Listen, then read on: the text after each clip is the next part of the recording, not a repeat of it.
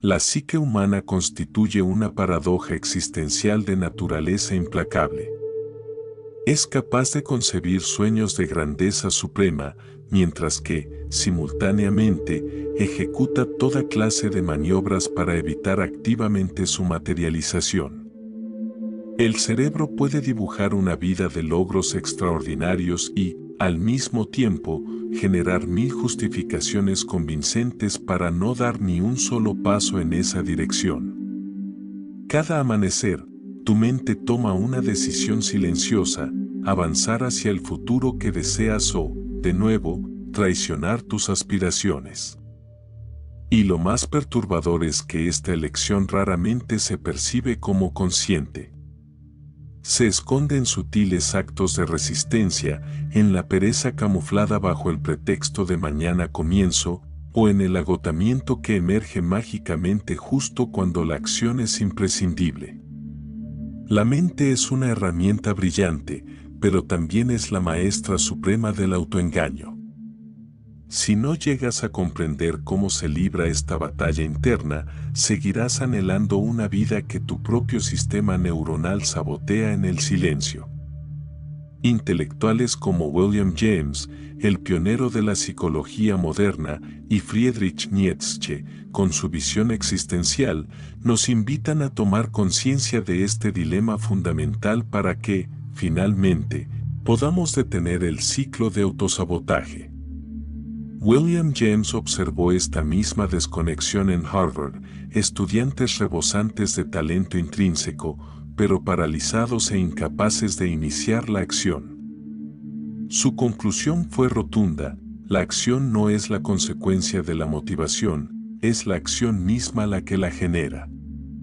Pero aquí se encuentra el verdadero dilema: tu cerebro está diseñado para la supervivencia, no para la excelencia. Tu mente odia de forma innata el esfuerzo, detesta salir de la zona de confort y busca incesantemente la seguridad en lugar de la grandeza. Esta programación biológica es la raíz de toda la frustración. Sueñas con una existencia extraordinaria, pero posees una mente programada para lo ordinario. Para entender esta dinámica, imagina tu ser como una carroza tirada por 4 caballos salvajes. Cada caballo representa una emoción indómita: el miedo, la pereza, la duda y el deseo insaciable de placer inmediato. Si sueltas las riendas, estos caballos te arrastrarán sin control hacia el abismo del arrepentimiento. Sin embargo, si logras domarlos y dirigirlos con maestría, te conducirán justo a la cima que siempre has anhelado. Tu mente es esa carroza, y la mayoría de las personas vive como pasajero, no como conductor.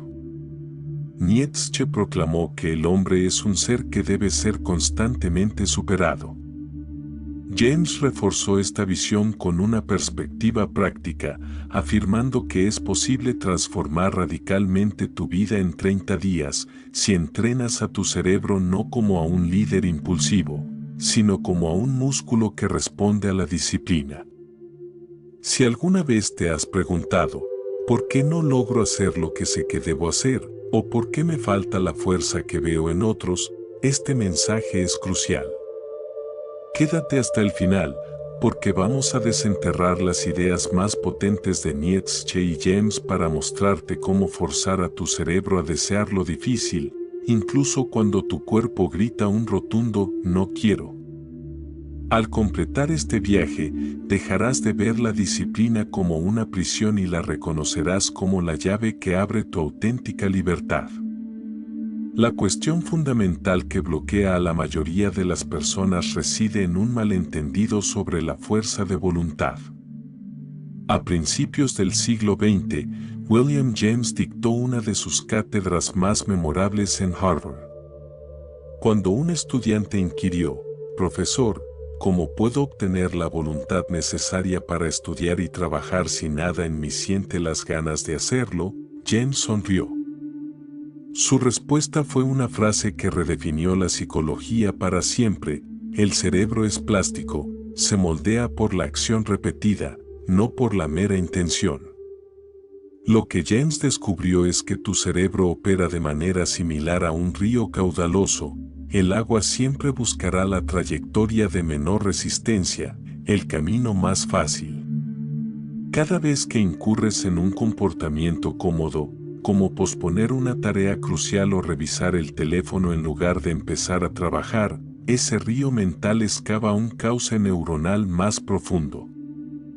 La inercia se automatiza, la procrastinación se convierte en un piloto automático y el autosabotaje se establece como un hábito.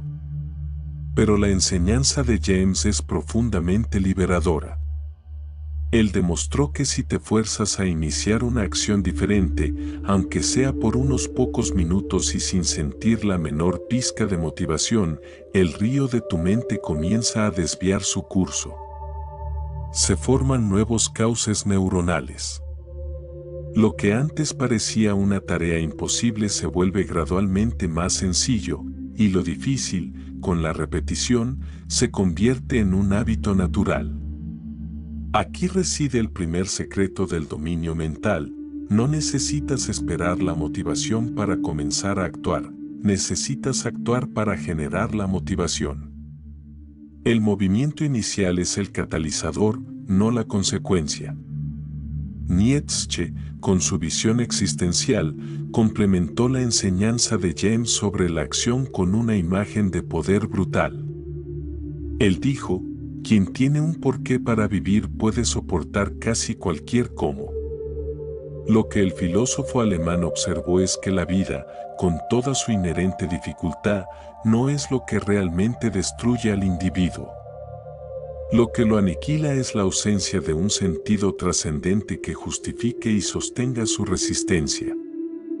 La conclusión es poderosa: el disconfort sin un propósito es una simple tortura, pero la incomodidad abrazada con un propósito se transforma en poder. Piénsalo en términos de un atleta de élite. Cuando éste entrena bajo una lluvia torrencial o al borde del agotamiento, su cuerpo sufre las consecuencias, pero su mente sonríe internamente porque entiende el para qué de ese esfuerzo. Su dolor tiene una dirección clara.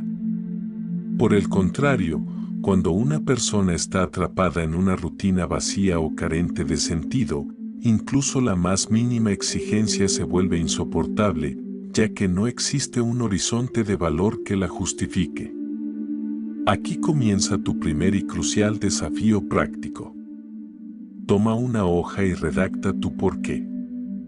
No te conformes con un propósito genérico, como quiero ser exitoso. Eso no tiene el poder de mover a nadie.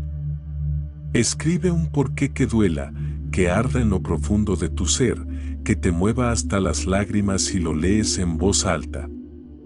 Ese es el único propósito que tu cerebro programado para el confort no podrá ignorar. William James afirmaba que el ser humano puede cambiar su destino modificando sus hábitos, pero Nietzsche añadiría con severidad: el hábito desprovisto de sentido es una prisión. Por ello, el paso inicial e ineludible es fusionar estos dos mundos, identificar un porqué avasallador y luego entrenar, con disciplina implacable, el hábito que lo sostendrá. Visualiza la disciplina como el arco y el propósito como la flecha. Sin un propósito ardiente, el arco no tiene un blanco al que apuntar. Sin la disciplina inquebrantable, la flecha jamás alcanzará la meta. A pesar de tener un porqué ardiente, aquí emerge el segundo gran obstáculo que sabotea a la mayoría. Tu cerebro, regido por la biología, siempre se inclinará hacia la comodidad, la facilidad y la gratificación inmediata. La mente prefiere la recompensa pequeña y tangible de hoy a la victoria grande y lejana de mañana. Por esta razón, William James, en su sabiduría práctica, recomendó una técnica psicológica clave: el actuar como si, act as if. Su consejo era simple y radical: actúa como si ya poseyeras la fuerza. Actúa como si fueras intrínsecamente disciplinado. Actúa con la convicción de que tu vida entera depende de realizar esa acción incómoda. ¿Por qué funciona esto?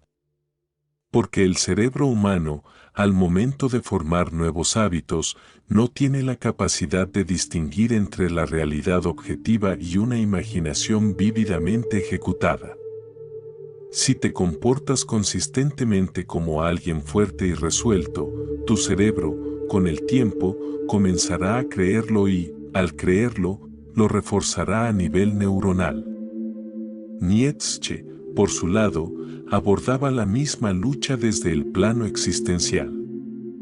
Narraba cómo, durante sus largas caminatas por los escarpados Alpes, se obligaba a sí mismo a conquistar la montaña, incluso cuando su cuerpo le imploraba detenerse.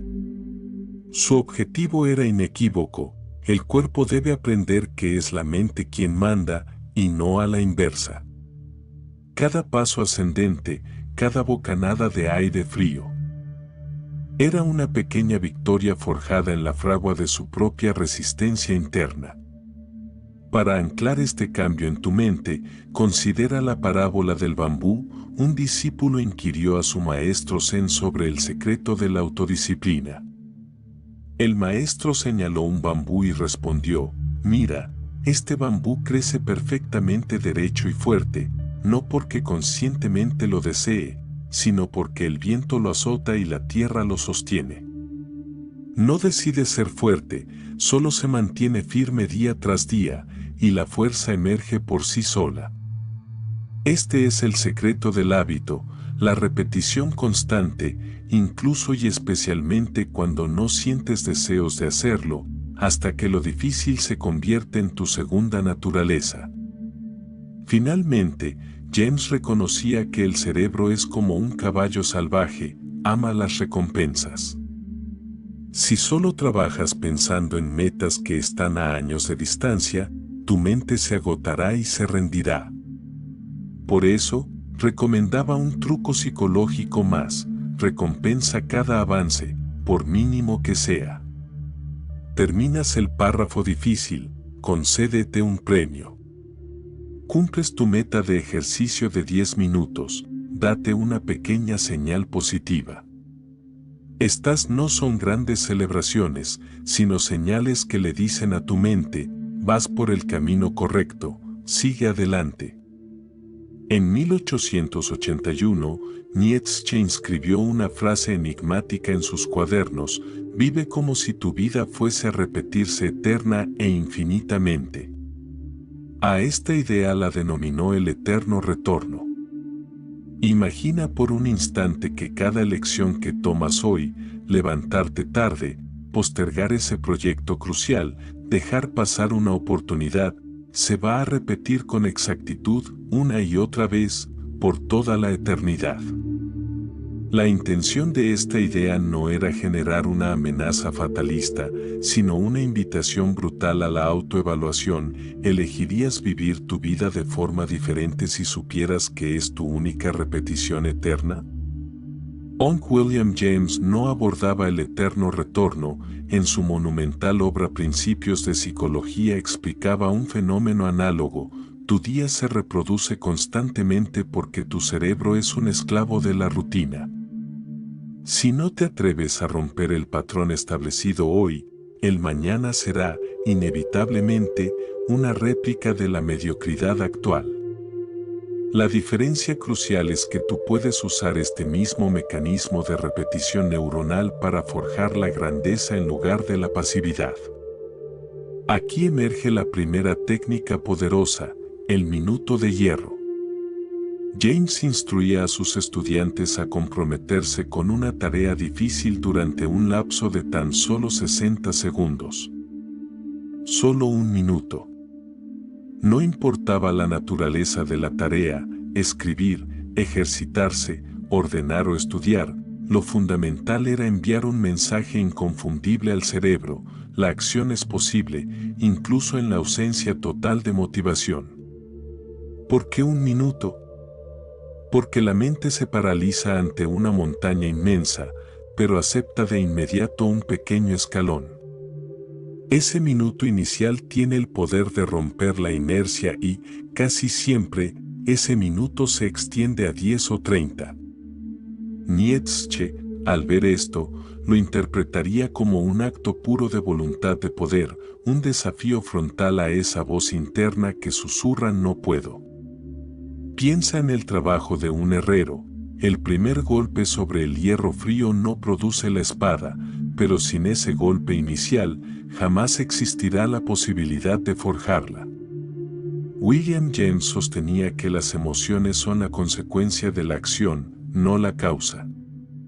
Esta es la base de su segunda gran técnica: si caminas con la postura erguida, hablas con firmeza y actúas con decisión, tu mente comenzará a sentir lo que tu cuerpo está expresando. A este proceso lo llamó, de nuevo, actuar como si.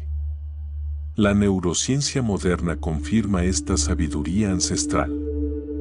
Estudios de Harvard han demostrado que tan solo 2 minutos manteniendo una postura abierta y poderosa son suficientes para disparar los niveles de testosterona, la hormona de la confianza, y reducir el cortisol, la hormona del estrés. Nietzsche lo sabía de forma intuitiva. Para él, la filosofía no era una actividad de sillón, sino una práctica que debía vivirse caminando. Por eso escribía mientras recorría kilómetros en los Alpes, actuaba primero, pensaba después. Si te comportas como el protagonista de tu vida en el escenario, tu mente dejará de ser una espectadora temerosa. James instaba a sus alumnos a caminar con ritmo rápido, a hablar con energía y a trabajar con cadencia, incluso si no sentían el menor deseo de hacerlo, hasta que la disciplina se convirtiera en su identidad. La tercera llave, amor fati, amar la dificultad. Aquí entra una de las ideas más liberadoras y radicales de Nietzsche. Él escribió: no quiero que nada sea diferente, no quiero que nada sea más fácil. Amo lo que es necesario. A esta aceptación gozosa la llamó amor fati, amor al destino. Amor fati no significa sumisión o resignación pasiva. Significa mirar la dificultad, el obstáculo y la necesidad con una sonrisa, diciendo internamente, te estaba esperando. Cuando logras amar la necesidad intrínseca de la lucha, la resistencia interna y el tormento desaparecen. Si el destino te impone entrenar bajo la lluvia, entrenas bajo la lluvia. Si surgen obstáculos, los conviertes en la materia prima para tu entrenamiento. Imagina un árbol que crece en la cima de un cerro, azotado sin tregua por el viento, sus raíces se hunden más y más profundamente justamente por la inclemencia del viento. Sin la tormenta, el árbol sería débil y frágil. Así veía Nietzsche la vida. Las adversidades te fortalecen de forma exponencial si las abrazas como necesarias, en lugar de maldecirlas como injustas. James lo confirmó desde su campo: no tenemos miedo porque temblamos, temblamos porque tenemos miedo. Actúa con valentía y el miedo se verá obligado a retroceder.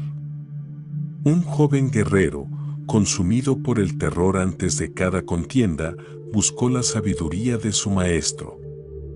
Maestro, dijo con la voz temblorosa, poseo la armadura más resistente y la espada más afilada, pero a la hora de la verdad, mi corazón se quiebra por el miedo. ¿Cómo puedo vencer a mi enemigo interior? El anciano lo miró con serenidad y, con voz calma, le respondió con un enigma: invita al miedo a tomarte contigo. El joven, confundido, preguntó si debía honrar a su enemigo. Exacto, afirmó el maestro. Siéntalo a tu mesa, escúchalo. Permítele que te cuente todas sus advertencias, sus dudas, sus escenarios de fracaso. Y si el miedo persiste, no lo insultes, no lo expulses. Simplemente, míralo a los ojos y dile: quédate si lo deseas, pero yo saldré a luchar. El guerrero acató el consejo. La noche previa a su siguiente batalla, imaginó al miedo sentado frente a él. Escuchó sus susurros, ¿y si pierdes? ¿Y si el dolor es insoportable? No lo interrumpió. Solo esperó a que las voces cesaran y, con una firmeza que nunca había experimentado, le respondió, puedes acompañarme al campo de batalla, pero tú no tomarás mis decisiones. A la mañana siguiente, su corazón latía con la misma rapidez, pero algo vital había cambiado, el miedo seguía presente, pero ya no ejercía su tiranía. Era un invitado, no el gobernador. Nietzsche y James coincidirían, la valentía no es la ausencia de miedo, es aprender a avanzar con él sin obedecerlo. Lo mismo aplica a la pereza, la duda o la inseguridad. Debes invitarlas a la mesa, escucharlas, pero jamás permitir que tomen las riendas de tus acciones. La cuarta llave, la cadena inquebrantable. Para consolidar el dominio, William James recomendaba una técnica simple y visual. Cada día que cumplieras tu hábito o compromiso, debías marcar una X inconfundible en un calendario. Con el paso del tiempo, esta cadena visual de progreso se vuelve tangible y tu mente desarrolla una aversión instintiva a romperla. Nietzsche lo formularía de otra manera, no es el esfuerzo lo que duele, es la agonía de tener que empezar de cero, una y otra vez. La cadena funciona porque convierte la disciplina en un juego de rachas, donde perder significa romper tu propia consistencia. Has conocido 4 herramientas que pueden reestructurar tu enfoque mental, pero estas son solo la puerta de entrada. Porque tanto Nietzsche como James sabían que la fuerza de voluntad no nace de un único momento de inspiración épica, sino de la suma de acciones pequeñas, repetidas y casi invisibles que, con el tiempo, moldean tu cerebro y tu identidad profunda. En 1890, William James realizó una observación fascinante con sus alumnos de Harvard, aquellos que mantenían horarios estrictos, diseñaban rituales diarios y preparaban sus entornos de trabajo superaban consistentemente a sus pares. Incluso si poseían menos talento natural. James concluyó que la disciplina no es una chispa que aparece al azar, es un fuego constante que se alimenta deliberadamente con rituales repetidos. Por esta razón, recomendaba establecer un ritual diario innegociable, una acción mínima, pero sagrada, que inicie tu jornada o tu tarea clave con una dirección clara. Podía ser tan simple como escribir una sola línea, realizar 10 flexiones o leer 5 minutos. La magnitud no importaba, lo que importaba era el mensaje que enviabas a tu mente, hoy, yo estoy al mando, no mi pereza. Aquí aparece la primera idea clave para superar la inercia, el poder del microcompromiso. La resistencia mental, esa voz que te paraliza, siempre se manifiesta con mayor fuerza justo antes de que empieces a actuar. Nietzsche decía que el que tiene un porqué soporta cualquier cómo, pero incluso con un propósito monumental, tu cerebro buscará desesperadamente excusas para evitar el dolor inicial. La solución radical es el microcompromiso, prometerte a ti mismo únicamente la acción mínima posible. Si debes escribir, comprométete solo a redactar una frase. Si debes correr, comprométete tan solo a atarte los tenis. Si debes estudiar, comprométete simplemente a abrir el libro. Esta acción mínima, casi insignificante, tiene el poder de romper la inercia y abrir la puerta a la continuidad. James lo describió como vencer a la mente con su propia trampa, porque tu cerebro odia el inicio, pero ama terminar lo que ya ha comenzado. Es forzar el start para que el automatismo se apodere del proceso. Para consolidar la identidad disciplinada, es fundamental introducir la honestidad radical. Aquí entra en juego una práctica profundamente psicológica, la técnica del espejo de Nietzsche. Nietzsche consignaba en sus diarios lo que él llamaba conversaciones con el espejo, momentos de confrontación brutal donde se preguntaba si estaba viviendo a la altura del hombre que aspiraba a ser.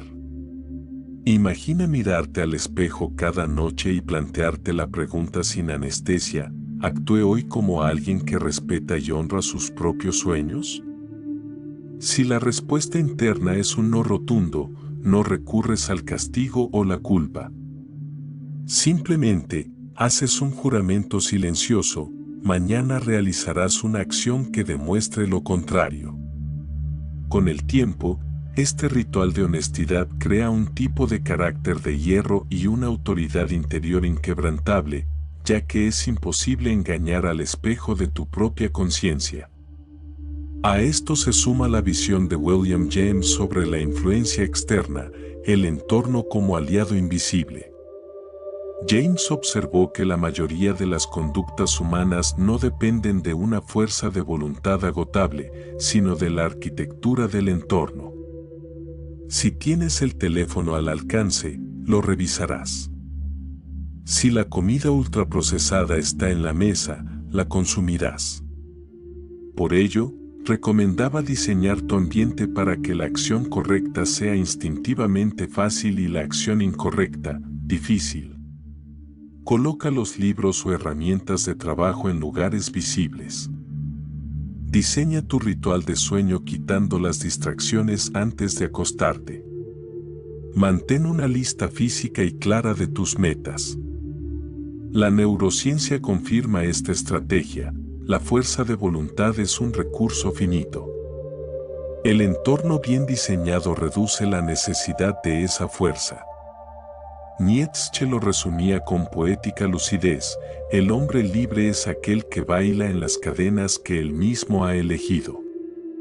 Tus rituales y tu entorno cuidadosamente diseñados son esas cadenas.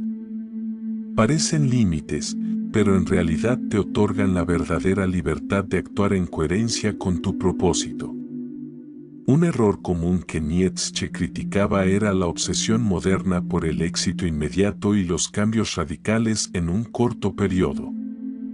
Él sostenía: todo lo que es profundo ama la máscara. El crecimiento auténtico, la transformación profunda, es un proceso silencioso, casi invisible. Por ello, William James promovía la regla del 1%, enfócate en mejorar solamente un 1% cada día. Esto puede traducirse en aprender una palabra nueva, realizar una repetición extra de ejercicio o leer una sola página adicional. Individualmente, parece insignificante. Pero cuando han transcurrido 100 días, el efecto acumulado es monumental. Un árbol no crece con un estruendo audible, crece en silencio, empujando la tierra milímetro a milímetro hasta que, de pronto, su presencia se vuelve imposible de ignorar. Considera la historia del rey que deseaba cruzar un cañón inmenso. Los ingenieros pronosticaron años de trabajo, pero un sabio ofreció un plan alternativo: cada día, traigan una sola piedra. Nunca se detengan. Al principio, el progreso era imperceptible. Sin embargo, con el tiempo, piedra tras piedra, el puente apareció donde antes solo existía el vacío. La disciplina es precisamente eso: un puente construido con actos tan minúsculos que la gente los tacha de insignificantes, hasta que, de pronto, esa estructura invisible sostiene tu futuro entero. Aquí emerge un concepto fascinante que William James exploró: el punto de no retorno. Al inicio, un hábito es frágil. Faltar un solo día parece intrascendente. Pero, Después de suficientes repeticiones, se alcanza un umbral donde romper el hábito duele mentalmente más que mantenerlo. Es análogo a aprender a andar en bicicleta. Al principio es difícil y requiere esfuerzo consciente, pero después de un punto, se vuelve una habilidad imposible de olvidar. La neurociencia explica este fenómeno. Con cada repetición de una acción, tu cerebro produce una capa aislante llamada mielina alrededor de las neuronas, haciendo que las conexiones se vuelvan más rápidas y robustas. Lo que antes demandaba un esfuerzo consciente agotador, ahora se ejecuta de forma automática. El hábito deja de ser una lucha y se convierte en identidad. En este punto final, el objetivo ya no es solo aplicar técnicas, sino comprender una verdad profunda sobre quién eres. James lo dejó claro: no somos lo que pensamos, sino lo que hacemos repetidamente. La excelencia, como sostenía Aristóteles, no es un acto singular, sino un hábito continuo. Si tus acciones diarias coinciden con la persona que aspiras a ser, el hábito deja de ser frágil y se convierte en tu naturaleza. Nietzsche visualizaba la vida como un puente que va del hombre común al superhombre, no una figura arrogante, sino alguien que ha superado su pereza, su miedo y su mediocridad. Él decía: conviértete en quien eres. Esta frase, enigmática al principio, significa que tu versión más fuerte y libre te espera al otro lado de ese puente, y cada micro hábito es una tabla que colocas para cruzarlo. Nietzsche advertía contra el error de esperar sentirse motivado para actuar. Decía: el hombre fuerte es aquel que obedece a una ley que él mismo se impone. Esto significa que tu disciplina no debe ser esclava de emociones pasajeras, sino de principios inquebrantables. William James coincidía: la voluntad no es un músculo que se agota, sino una dirección que se elige. No necesitas más fuerza de voluntad, necesitas menos decisiones. Para canalizar esta energía, necesitas crear canales fijos. Si estableces una hora innegociable para escribir o meditar, reduces la resistencia mental. El río de tu energía mental, al igual que el agua, fluirá por el cauce que tú has cavado con tus rituales. La conclusión liberadora. La libertad verdadera, según Nietzsche, no es hacer lo que quieras sin restricciones, es querer lo que has elegido hacer. Si eres esclavo de tu cansancio, de tus distracciones o de tu pereza, tu vida está a merced del azar. Si entrenas tu mente para actuar a pesar de la falta de ganas, eres libre. La disciplina es el arte supremo de dominar esa carroza con los caballos salvajes de tus emociones. El conductor libre sujeta las riendas y elige el destino, independientemente del viento. Por eso, no esperes a que sea fácil. Empieza ahora, porque la fuerza que anhelas solo aparece cuando caminas hacia lo difícil. Tu mejor versión no se construye con deseos, se construye con pasos.